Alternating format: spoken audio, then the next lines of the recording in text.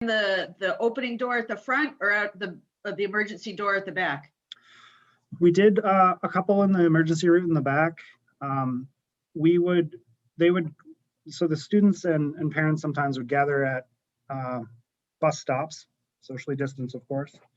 And we had school nutrition program staff on the buses to hand them the meals. And so that's how we started doing it. We did, like I said, multi-day meals because we could only coordinate this 3 times a week with 6 bus drivers and this many staff.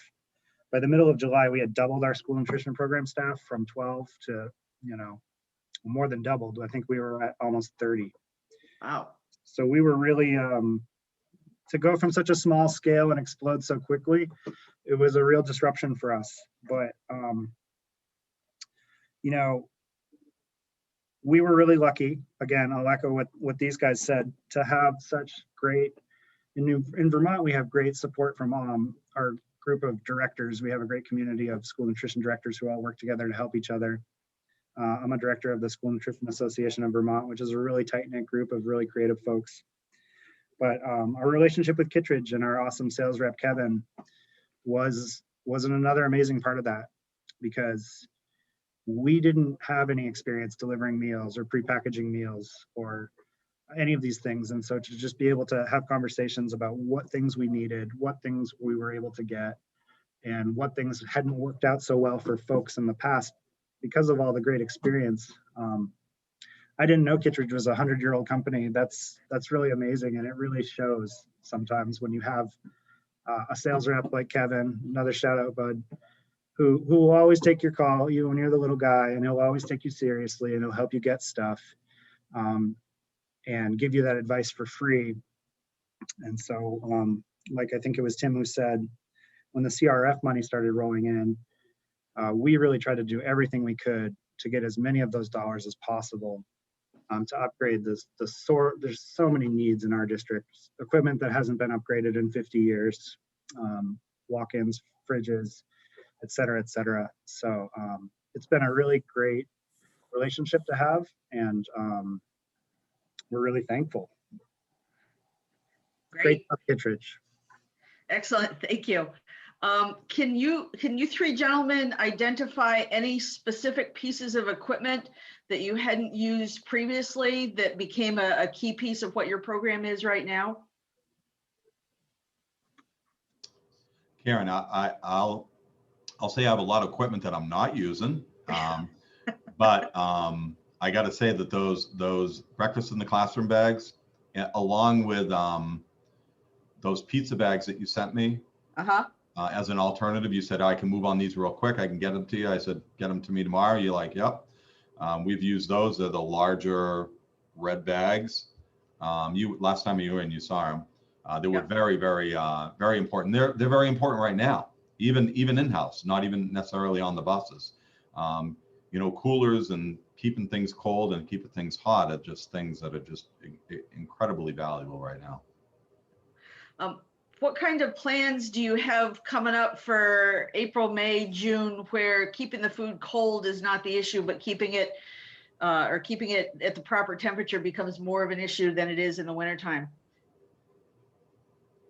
Did that make sense? Keeping it hot, you mean? Yeah, keeping it hot.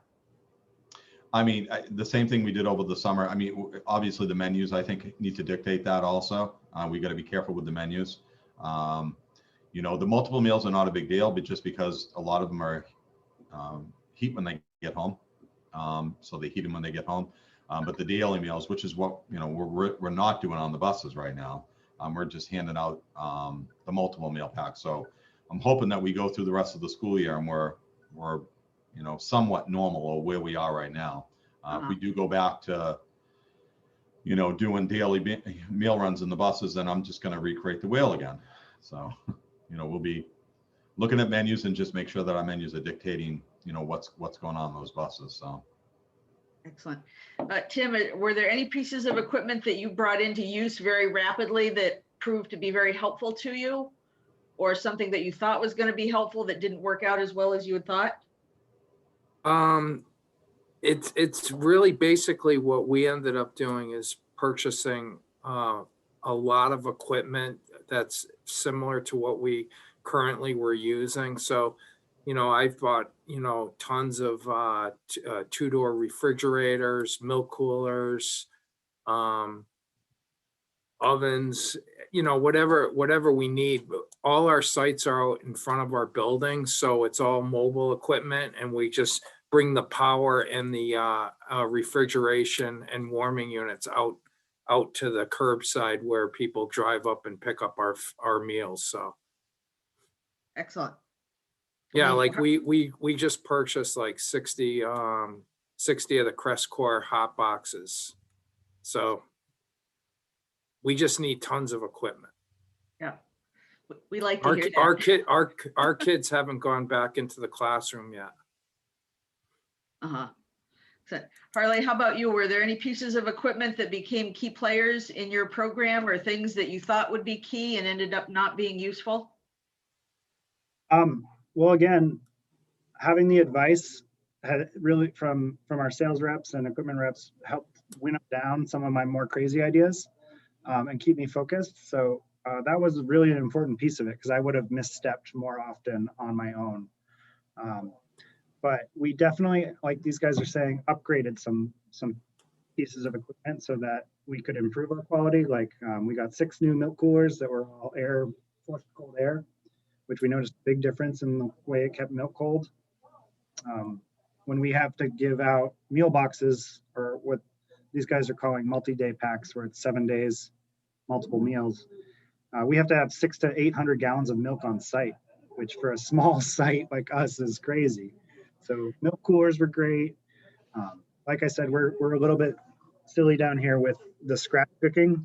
We never stopped making homemade pizza dough for 700 people a day. So upgrading to an 80-quart mixer was amazing. So we weren't making 40 or 4 batches a day.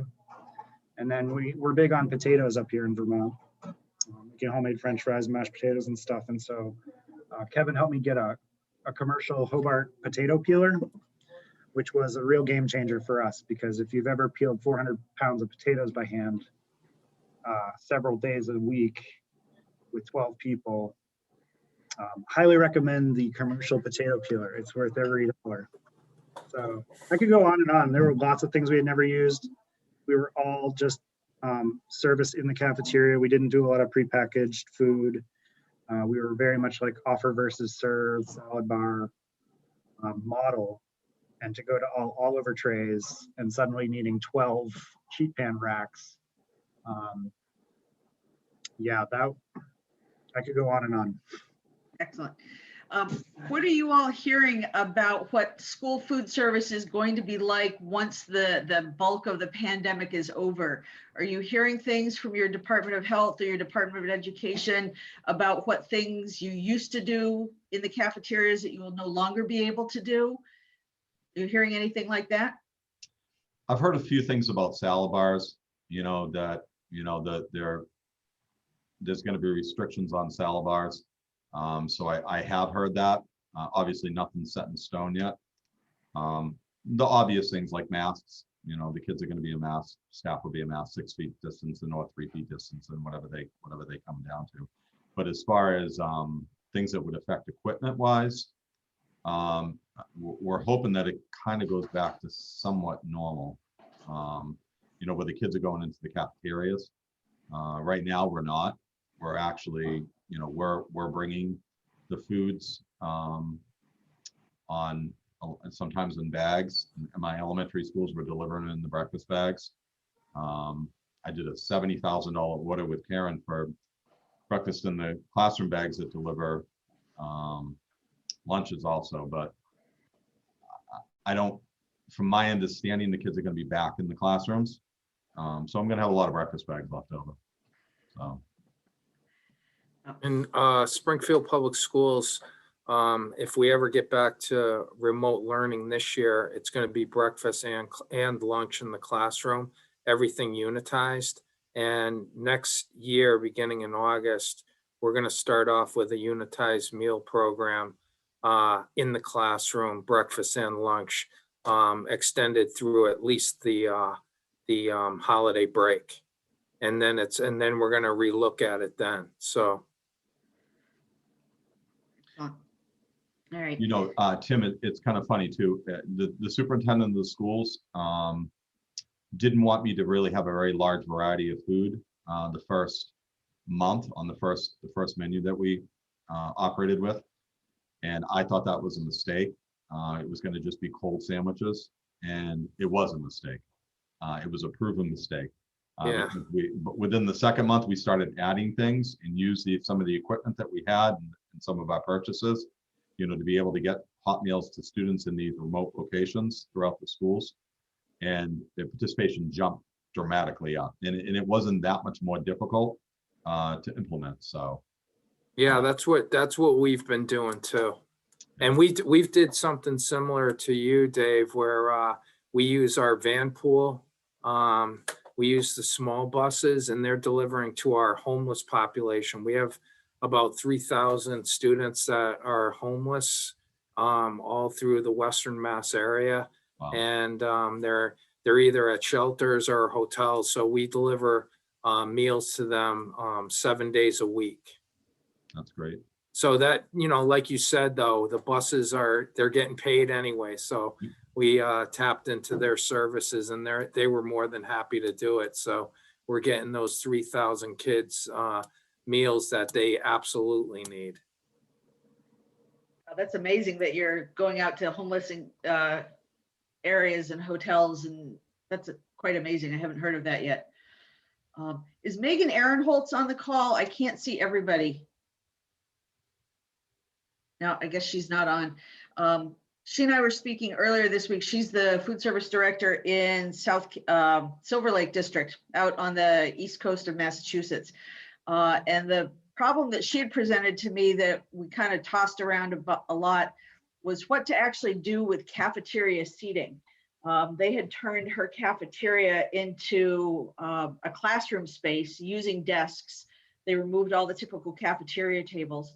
They're contemplating having all the kids coming back in to the schools. And so they're going to need the desks that they were using in the cafeteria for seating. And so she and I tossed around quite a bit, you know, how to actually get seating back into the cafeteria that met the service needs as well as the social distancing needs. I was hoping she would speak about that, but I don't think she's here at the moment. All right, I guess, thank you, gentlemen. I really appreciate the comments that you made. For everybody else who's listening, do you have any specific questions for any of the gentlemen that you want to ask? Oh, don't be shy. Unmute yourself and ask a question. Karen, I don't have a question for the gentleman, but I did put a question for you in the chat. If you could check it out, I'll also put in my email. Yes, I see that. The answer to your particular question is unfortunately, no, we don't get into that. Kittredge, along with everybody else, had to do an awful lot of pivoting this year and figuring out how to sell what everybody needed. Traditionally, we have not really entered into the residential market, although randomly we will, but it takes very specialized circumstances. Some of the things that Kittredge pivoted to selling you may not be aware of: plexiglass shields, more than you could imagine, masks, gloves, sanitizer, you name it, we've tried to sell it, and pretty much we've been successful in finding different places to source the products. One of the other things that we've had a lot of challenges with, and I may actually call on my colleague Tony Ruggiero in just a minute, is some of the supply issues that we've had are just astronomical. All of the manufacturers, all of the freight companies are having the same staffing challenges as we do. I know at one point this summer, we had a big order of those breakfast in the classroom bags that were delayed because the container ship bringing the raw materials from China was stuck in Los Angeles on a 3-week delay. Just because the people at the customs port had the same kind of issues as we all have been having. Tony, are you listening? Are you in call right now? He's not. He's not. All right. Thanks, Jake. All right. I guess we'll open it up to other regular questions.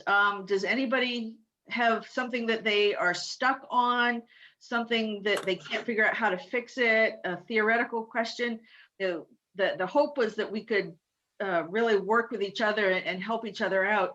Kittredge right now covers 7 different states. We cover all of the New England states, plus New York. We have 2 locations in New York now. So we've got a real wide range of people here that might be able to answer questions. There are actually also a couple of our support people on here who help us with sourcing products and configuring and specifying, and they may be able to help answer some questions, as well as you all might be able to answer each other's questions.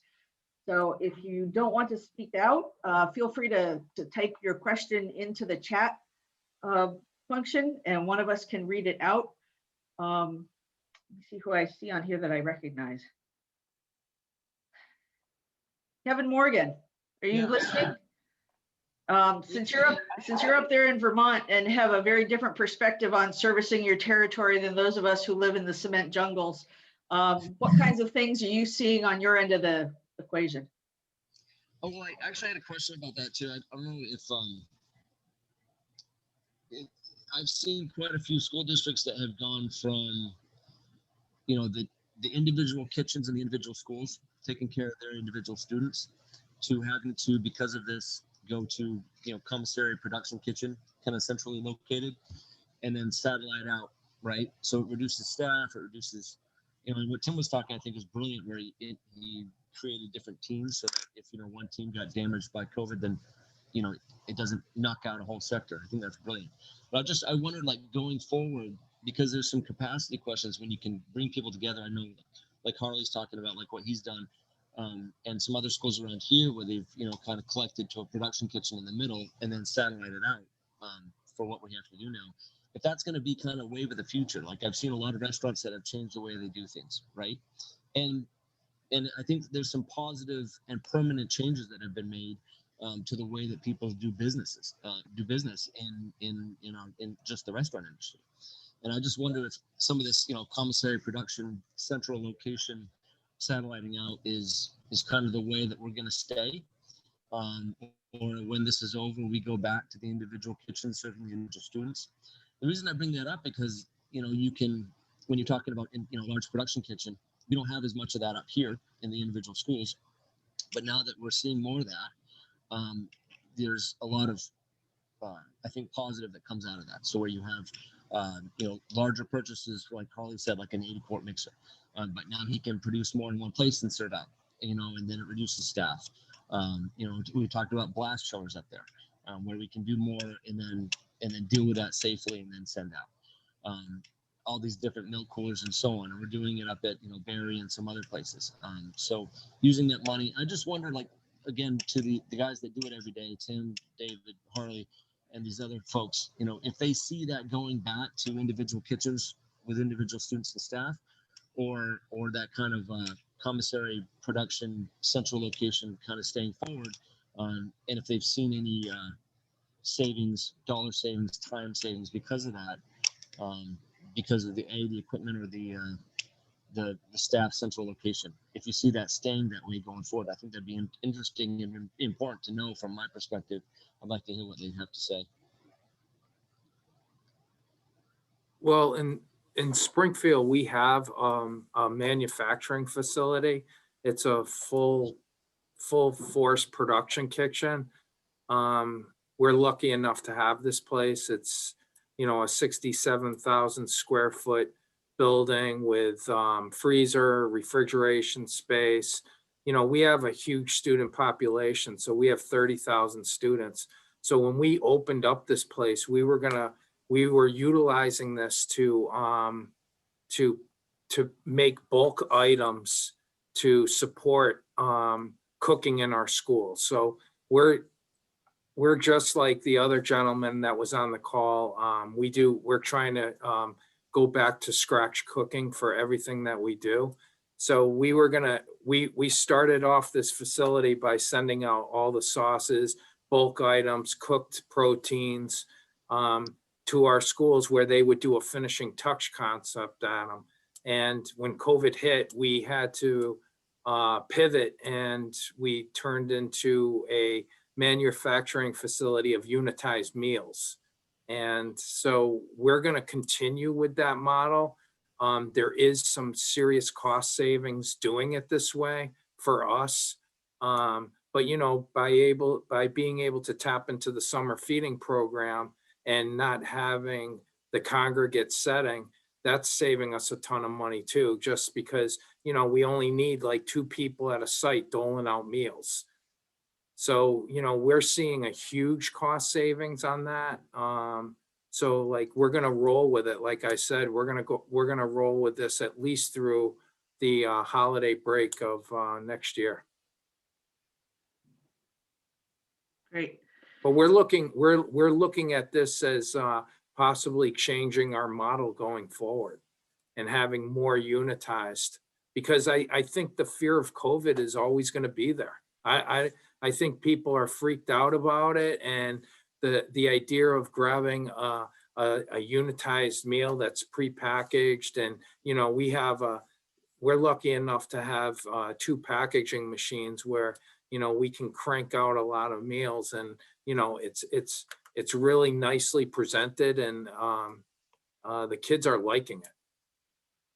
You know, the only thing is, you know, Tim, did you have concerns that you would have a COVID outbreak in a central location like that? Because when I originally started, I had 1 location, Yeah, kind of a central location, you know, and you know, within a couple of weeks, I kind of sat back and said, oh, wait a second, I don't know if I'm thinking about this the right way.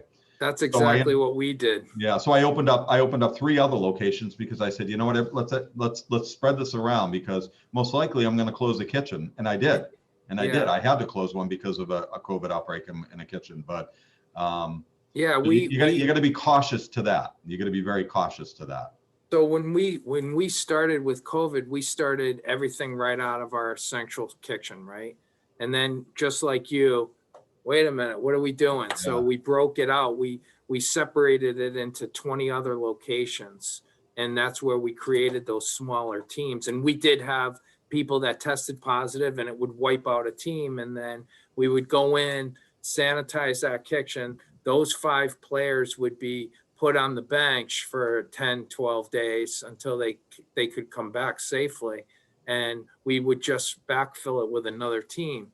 But since, you know, over time, we've learned a lot about COVID, and we're doing more aspects of the production out of our central facility again, but we have it broken into pods. So we have the same 6 or 7 people. They work in the same area together. They're producing the same thing. They go on their break together, and that's the way we've been doing it. And so when we've had a positive test come back, you just take out that pod of people. And so, yeah, we're working around all those things. I mean, just like everybody, it's not business as usual, that's for sure. Absolutely, for sure. I had somebody put a question onto the chat to me about what are you all feeling about the vast amount of disposables that are being used now? You know, up until the dawn of COVID, people were getting very green, a lot of reusable things. Obviously, with COVID and remote delivery, you guys all had to go to paper products. Are you thinking that we're going to get back to using solid products, you know, like trays and silverware, or reusable to-go containers for things that you can manage? Or does anybody have any sense of feeling on that? Yeah, Karen, you know, the Cape had started that a long time ago, and I get a lot of pressure from our students about going green, and we were well on board with that and moving in that direction. The Cape was plastic free. There was no plastic bags anywhere. Since COVID, there is plastic bags, and we have reintroduced plastic here in the district, but I'm very cautious about what we're using them for and what we're doing with them. I'm still using a lot of paper bags, but plastic is a big focus of the reduction of plastic on the Cape, and it will be continued focus of ours also. And we'll eventually move away from it. You know, unfortunately, it's tough to get away from it if you're doing prepackaged meals and they're going in, you know, on a bus. You can't do it in a paper bag. it's going to fall apart. Believe me, we tried. That didn't work. But I feel that, once, things start getting back to sort of normal, we will definitely go back into that direction again. Excellent. I see that Megan Aaronholtz has joined on to the conversation. Megan, do you have your microphone on now? Oh, Megan, I think so. Can you hear me? there you are now. Hi there, Megan. Megan, can you talk a little bit about what you and I were working on last week in regards to seating in your cafeteria and the challenges and what you were trying to think ahead on? Sure. So our district is talking about a full in-person return this spring. And one of the challenges is right now we're in a hybrid model where half the kids come Monday, Tuesday, everybody's remote Wednesday, and half the kids are remote Thursday, Friday. So like cohort A goes Monday, Tuesday, cohort B goes Thursday, Friday, everybody's remote on Wednesday. So what we've done is they pulled desks from the classrooms and they're sitting in the cafeteria and the gym in those desks that they pulled from the classrooms. But when the kids all return to school, all of those desks need to go back to the classrooms. So that means we have no seating available for kids to eat in person. So obviously we have the cafeteria tables that we used pre-COVID, but you can only really sit 2 kids at a table if they're sitting 6 feet apart. So that instead of seating 250 kids, we can maybe seat 60. So clearly that doesn't work for a high school. So Karen and I had asked Karen if any other districts had come to her with this problem or any other solutions or kind of equipment that they might have. So I was just trying to figure out because obviously it's a big cost. We're not going to buy all sorts of new cafeteria tables because hopefully at some point we'll be able to sit at normal cafeteria tables again. 10 kids to a table, but not now. Or, just other individual desks or even like TV trays with lightweight chairs or, potentially utilizing the folding chairs that we'd normally set up for graduation and 6-foot tables, or something like that. So just trying to come up with ways, because even next year, I know a lot of adults are getting vaccinated, so that's probably changing into starting next school year. But where kids aren't really getting vaccinated, I don't know, but I'm wondering what anyone else's thoughts are about. I don't see us next year going back to 10 kids per table. I see it still probably being somewhat of a 6-foot distance when they're eating or something like that. So Karen and I were just talking about what kind of seating options do we have that could then be repurposed once COVID is over, so you're not spending all sorts of money on something that's then just going to go in a storage bin. How about the students eating now? The ones that are going Monday, Tuesday, Thursday, Friday? They're eating in the gym and in the cafeteria on the desks that have been pulled from classrooms. Okay, because we have probably we normally have about 1,900 kids in our high school. We have probably now, because we're doing the exact same thing you are. And I know that what we're doing is we actually transport the meals into several different locations, one being the cafeteria with this table set up and the kids are separated. They also go into the gymnasium where it sounds like you, and then we also have 2 auditoriums. So they're going into the auditoriums also. And then there's a field house, it's called the field house. So there's 5 locations that they go into, and they separate them out that way. We're lucky enough, the school is huge and there are, multiple places that we can feed the students like that. Do you have access to like auditoriums or anything like that, or no? We do have access to an auditorium, and we could use that, but obviously there's cleaning concerns. But again, even if we're eating in the gym, there's no desks once those desks are back in use by students who are learning in the classroom. So it would be great if we can just say, we'll just bring out your little square and we can have a picnic in the gym and sit on the floor, but that probably won't fly. So just trying to figure out where do we seat the kids and what do they eat on? Right. Our kids, believe it or not, in the gym, they're sitting on the bleachers.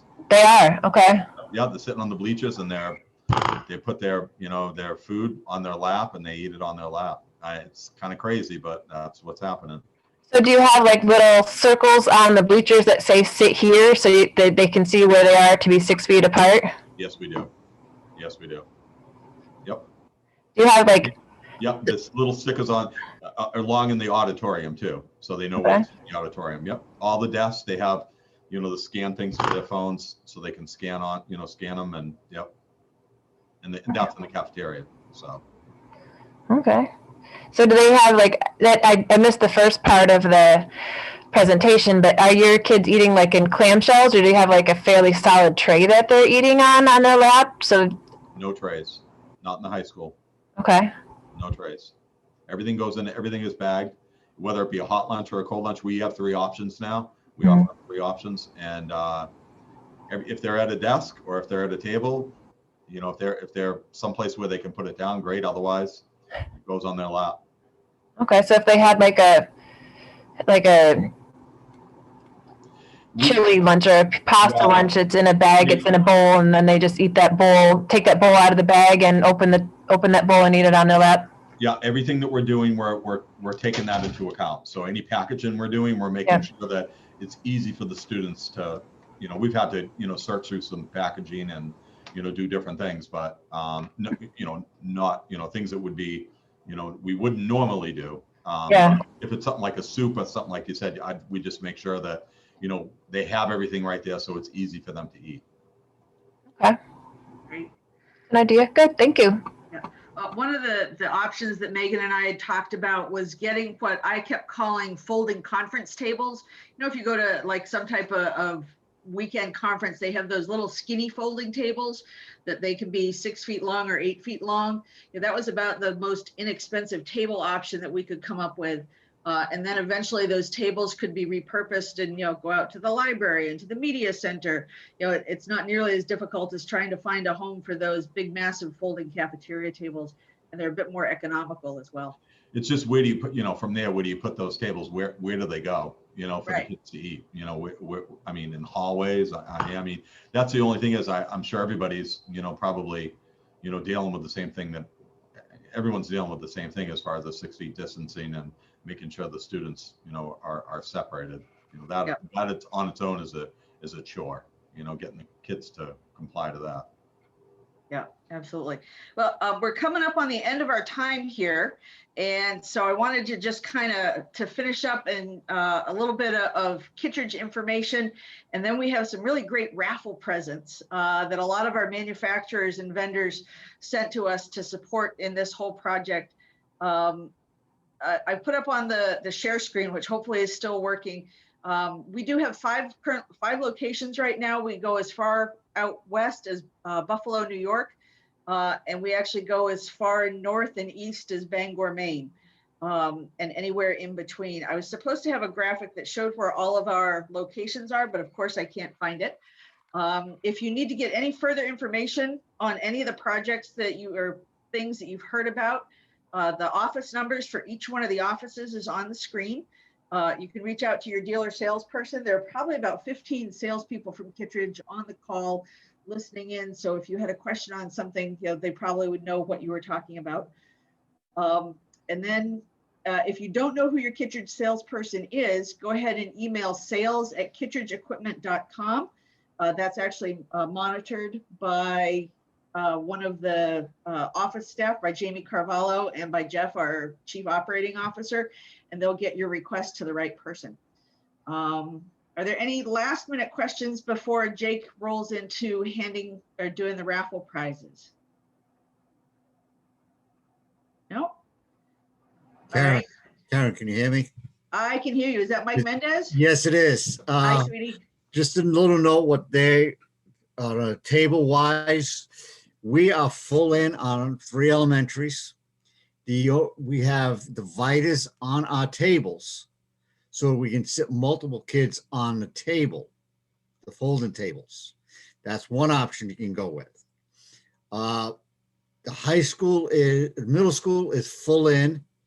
We have dividers on those tables, so there's multiple children at each table. High school is full in unless the parents choose not to let the kids go to school. Those have dividers on them also.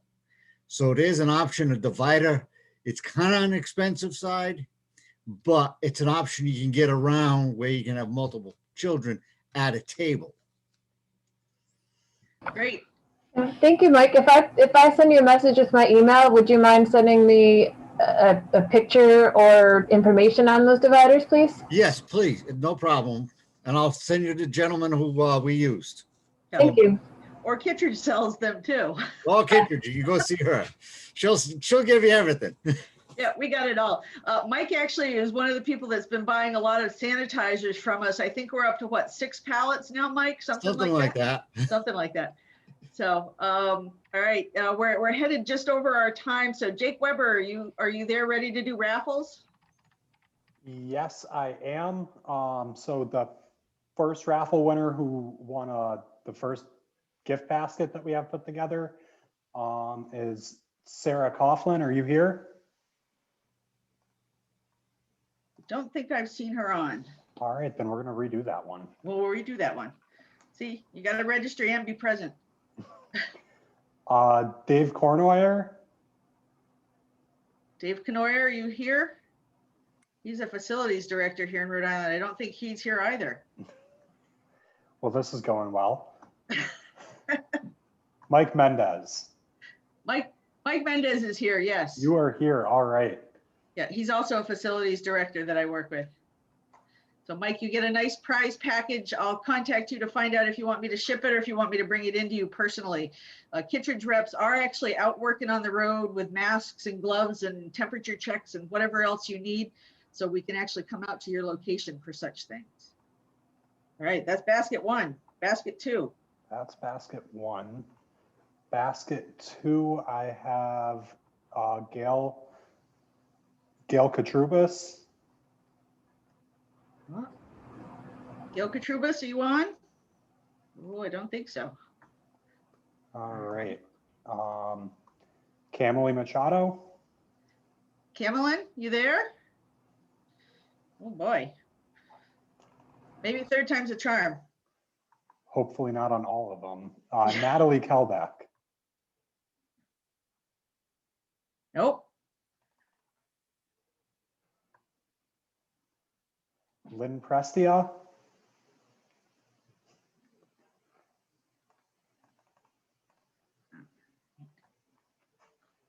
You're making it hard to give product away, guys. I know, it's good stuff. Let's see. All right, Karen Berengia. She was here. She was asking me questions. So we'll send one to Karen Berengia. All right, that's basket number 2. Deborah Vaughn. All right. Where'd everybody go? Come back.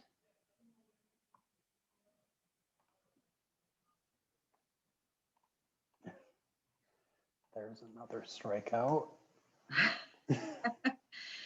Molly Van Cott. Yay, I'm here. Yay. All right.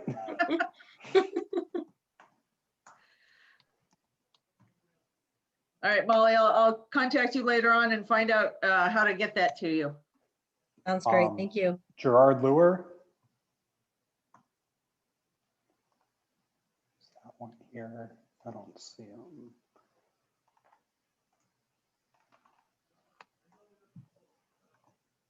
Carol Noonan. Yay, I'm here. Thank you. All right. Excellent. Carol, who's your rep? Sarah Pratt's. Excellent. We'll make sure that Sarah gets in contact with you. Great, thank you. All right, now on to the bigger prizes. Ooh, these are some good prizes. You want to tell people what are these particular prizes? So this one is for Max Cold Chest Freezer. And I have Jim Connors. Jim Connors, I think you were here earlier. If he was here earlier, I'll put him down for it then. Okay. And for Volrath Mirage induction unit. Nope, your name already came up.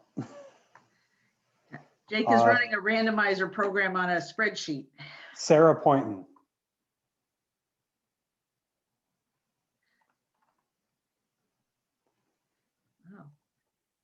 Oh. Nadine Doucette.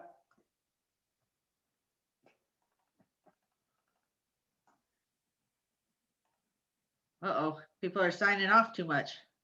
It looks like it. Kate Murphy. I'm here. Yay. All right. All right, how many more to go, Jake? Just two? Panasonic microwave and another induction unit. Dave was not here. Leanne, I don't even want to try to say your last name. He's not on. I checked. Okay.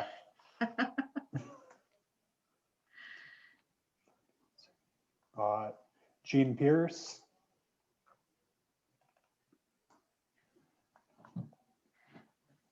Susan Murray. Susan Murray was here. She had to sign out to go to another meeting. Well, she was here. She gets the microwave.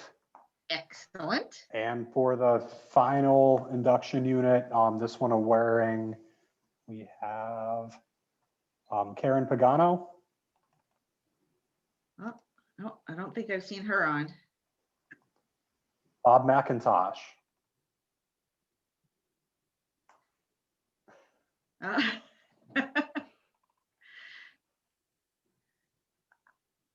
Jack Nolan.